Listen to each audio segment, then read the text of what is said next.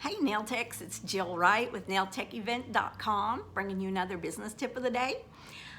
When you're looking to leave a commission salon or just going out into the nail world and you need to start gathering up your supplies, you don't want to go broke by trying to buy everything all at once, and you don't need to finance anything. You don't need to put it on your credit card and like let that drag on for months, years, because then what you've paid, an ordinary price for, you're going to be paying an extraordinary price for when you factor in all the time that you're carrying that balance on a credit card.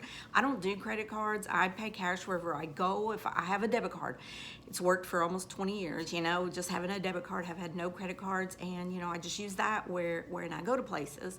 And so when I want to order supplies and what have you, I use that, and it works. So my thing is, I am extremely frugal, and if there's a way to save money, I'm going to find it, and I'm not going to take the first thing that comes down the pike where they're like, oh, this is the price. Nope, there's always a deal to be had.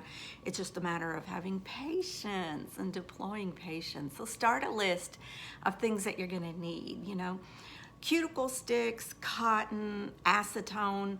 Those are sundry supplies.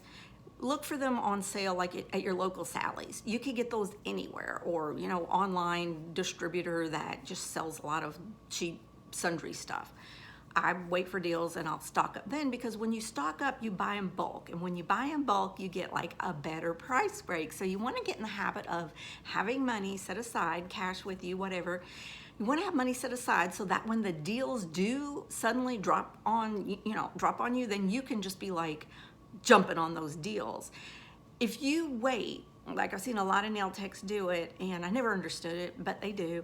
They'll just buy a little bit here and a little bit there, just enough to get them through the week, and then they're running off, driving to the supply house, and they're buying more stuff at full price, like no deals going on, it's not on sale. They just need it because they've run out. And a lot of times, they'll legitimately, I've seen this happen. They'll be sitting there, gonna work on their client's nails, pull out their drawer, and what they need is not there. And oops, my bad, I forgot to go pick it up at the supply house. So they leave their client sitting in their chair to drive off, to go get the supply, pay full price, come back to the shop. That is not professional. I've never done it. I just would never. It would just be horrendous. That is like the worst thing one of the worst things, because that tells the client you don't have your act together, for one thing, and for another thing, it tells the client that she's not important to you because you did not prepare ahead of time for her service. So always start buying your products when you see them on sale. Buy them in bulk, because then you get them at the cheapest price possible. Acetone's not going to spoil, cotton's not going to spoil, cuticle sticks aren't going to spoil. Those are the things you want to stock up. Paraffin. Oh my God, I stocked up on a heck of a deal, and I got boxes and boxes of paraffin that was on sale, and I put it in my freezer, and I froze it, and it kept perfectly fine. I didn't have to buy paraffin for an entire year. I bought that. It was a great deal, and I had the cash on hand, so I was able to do it.